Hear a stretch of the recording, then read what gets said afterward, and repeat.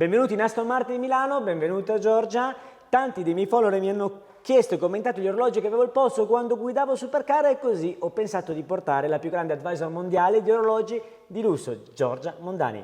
Grazie Alessandro, ma questa è solo la prima di tante altre avventure insieme.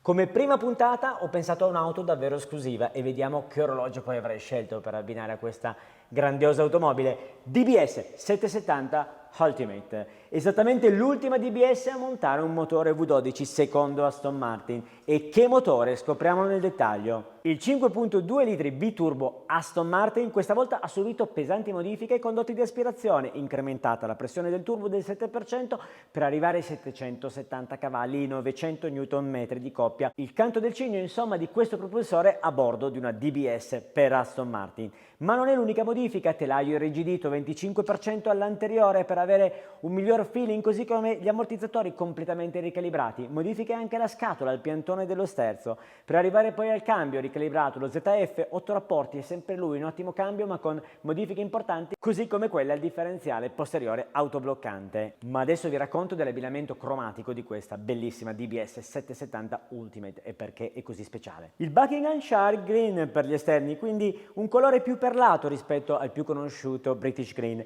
per arrivare poi alla livrea molto delicata Pearl Bronze che riguarda il front e rear bumper e anche la minigonna laterale. La cosa più importante però è l'abbinamento dei cerchi.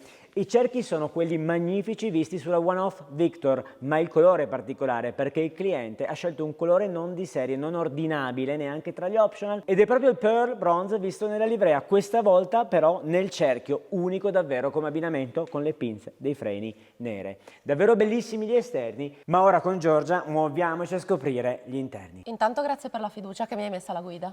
Assolutamente, scopriamo insieme gli interni scelti dal cliente davvero belli. Il Saddle Tan come colore abbinato all'Onyx Black con soprattutto le impunture e lo stitching Forest Green davvero raffinato, e poi sei seduta su dei sedili davvero spettacolari. Il monoscocca in carbonio alleggerito, anche questo opzionale. In effetti molto comoda per essere un'auto sportiva.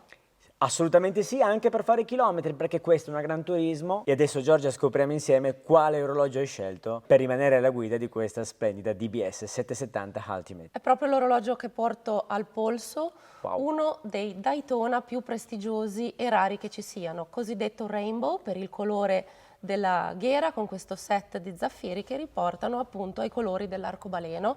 Referenza 116 595 RBOW, impreziosito da un set di 50 diamanti sulle anse, e questa versione ancora più preziosa con gli indici in diamanti e i diamanti anche sul quadrante.